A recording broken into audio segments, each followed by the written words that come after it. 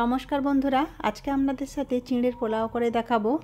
আর এটা ভীষণই সুস্বাদু হয় আর খুবই পুষ্টিকর, চটজলদি বানানো যায়। আপনারা সকালে কিংবা বিকেলে টিফিনের জন্য অনায়াসেই এটা বানিয়ে নিতে পারেন। তাহলে শুরু করা যাক। আমি সুস্বাদু ঝরঝরে চিঁড়ের পোলাও কিভাবে বানাই।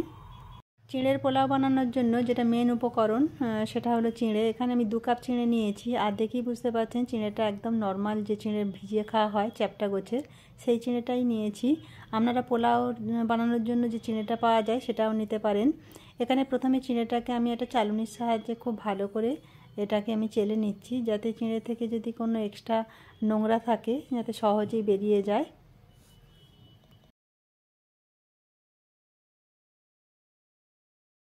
আর চিঁড়েটা চেলে নেওয়ার পরে দেখি বুঝতে পারছেন আমার কতটা নোংরা বেরিয়েছে।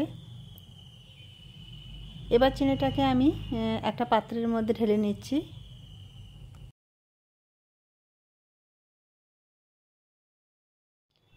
এবার চিঁড়েটাকে আমি নর্মাল জল দিয়ে হালকা হাতে ধুয়ে নেব। খুব বেশি চেপে চেপে ধোয়া যাবে না, যেহেতু চিঁড়েটা একদম পাতলা। খুব বেশি চেপে ধুলে চিঁড়েটা গলে যেতে পারে। একদম একবারই আমি ধুয়ে নেওয়ার পরে চালুনির সাহায্যে একটু ছড়িয়ে দিচ্ছি, যাতে এক্সট্রা জলটাও বেরিয়ে যায় আর চিঁড়েটা একদম ঝরঝরে হয়ে যায়। এখানে একটা আলুকে আমি পরিষ্কার করে ছিলে নিয়েছি। আর আলুটাকে প্রথমে আমি 2 টুকরো করে নিচ্ছি। নেওয়ার পরে এইভাবে মাঝখান বরাবর একটু ফালি করে নিলাম। নিয়ে আলুগুলোকে আমি একদম পাতলা পাতলা করে স্লাইস করে কেটে নিচ্ছি। খুব বেশি একদম মোটাও করব না বা খুব বেশি পাতলাও করব না, মোটামুটি দেখি আপনারা বুঝতে পারছেন যে কতটা পাতলা বা কতটা মোটা রেখেছি। এইভাবে সব আলুগুলোকে আমি কেটে নেব।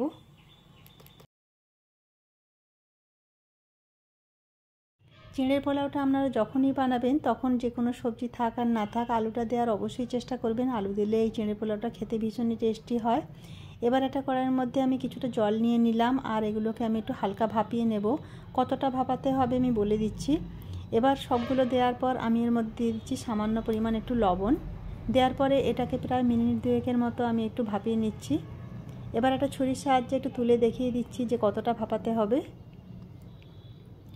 একটা চামচের সাহায্যে আমি জাস্ট একটু টাচ করব। দেখি বুঝতে পারছেন কত সুন্দরভাবে কেটে গেল। খুব বেশি একদম নরম হয়ে যায়নি, কিন্তু খুব ভালোভাবে সেদ্ধ হয়ে গেছে।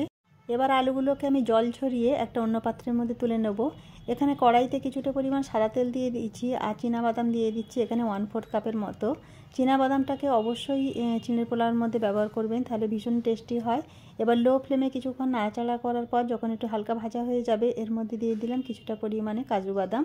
কাজু বাদামটা না থাকলে আপনারা চীনাবাদামটা অবশ্যই দেওয়ার চেষ্টা করবেন।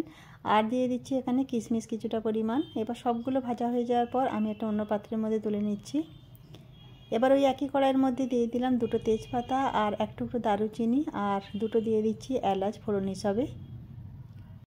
গ্যাসের ফ্লেমটাকে এই সময় একদম লো করে রেখেছি। আর এর মধ্যে দিয়ে দিচ্ছি জিরে, গোটা জিরে 1/2 চা চামচ, মৌরি দিয়ে দিলাম 1/4 চামচ।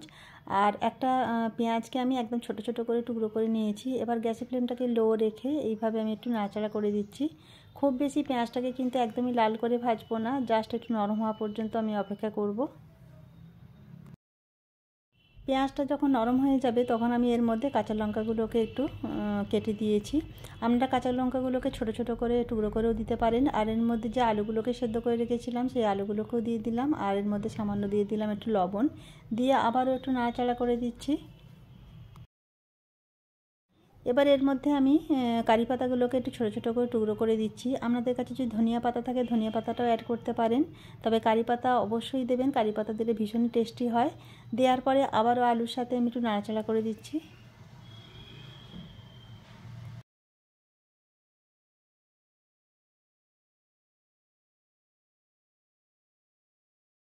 এবার এর মধ্যে দিয়ে দিচ্ছি 1/2 চামচের মতো হলুদ গুঁড়ো, দিয়ে আবার একটু লো ফ্লেমে ভালো করে নাড়াচাড়া করে নেব, যাতে হলুদের কাঁচা গন্ধটা একদমই না থাকে। হলুদ দিলে কালারটা খুবই ভালো আসে। এবার আমি যে চিঁড়েটাকে ধুয়ে রেখেছিলাম সেই চিঁড়েটাকে আমি দিয়ে দিচ্ছি। আর দেখেই বুঝতে পারছেন চিঁড়েটা কতটা ঝরঝরে আছে, একদমই কিন্তু একটার সাথে একটা লেগে যায়নি। এবার সব শুদ্ধ খুব ভালো করে আমি আবারও মিশিয়ে নিচ্ছি। এবার সব শুদ্ধ খুব ভালো করে নাড়াচাড়া করার পর এর মধ্যে স্বাদের জন্য দিয়ে দিচ্ছি 2 থেকে 3 চামচের মতো চিনির পাউডার। চিনির পাউডারটা আপনারা অবশ্যই নিজের স্বাদ অনুযায়ী দেবেন, যেহেতু চিঁড়ের পোলাও একটু মিষ্টি মিষ্টি খেতে ভালো হয়, তাই একটু মিষ্টি হলে খেতে ভালো লাগবে। তাই একটু আমি 3 চামচের মতো দিয়ে দিলাম, আর লবণ দিয়ে দিলাম সামান্য পরিমাণে। দিয়ে সব শুদ্ধ আবার খুব ভালো করে মিশিয়ে নিচ্ছি। যে ড্রাই ফ্রুটসগুলোকে ভেজে আমি তুলে রেখেছিলাম সেগুলোকে দিয়ে আবারও আমি খুব ভালো করে মিশিয়ে নিচ্ছি। এই পোলাওটা আপনারা অবশ্যই এবার বানিয়ে খাবেন, কোনো কিছু ঝামেলা ছাড়াই। এই পোলাওটা খেতে খুবই ভালো লাগে। আর শীতকালে বিভিন্ন সবজি যখন পাওয়া যায় আপনারা বিনস, তারপরে মটরশুঁটি কিংবা গাজরও ভেজে দিতে পারেন, সেক্ষেত্রেও খুবই ভালো লাগে। এবার এর মধ্যে আমি 1 চামচ ঘি দিয়ে দিলাম। ঘিটা আপনারা শেষে ফ্লেভারের জন্য অবশ্যই দেবেন, তাহলে একদম ঘিয়ের পোলাও মনে হবে। ভীষণ খেতে টেস্টি হয় এটা।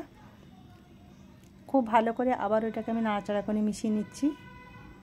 তাহলে দেখেই বুঝতে পারলেন বন্ধুরা, কত কম সময়ের মধ্যে একটা স্বাস্থ্যকর রেসিপি তৈরি করা হয়ে গেল। এটা আপনারা সকাল কিংবা বিকেলে টিফিনের জন্য বানিয়ে নিতে পারেন, কিংবা টিফিন বক্সে ভরে দিতে পারেন। আজকে চিঁড়ের পোলাও রেসিপি যদি ভালো লেগে থাকে প্লিজ একটা লাইক দিতে ভুলবেন না, আর কমেন্ট করে জানাবেন কেমন লাগলো। চ্যানেলের নতুন বন্ধু হলে চ্যানেলটাকে সাবস্ক্রাইব করে রাখার অনুরোধ রইল। আবার দেখা হবে এরকমই নতুন রেসিপি নিয়ে।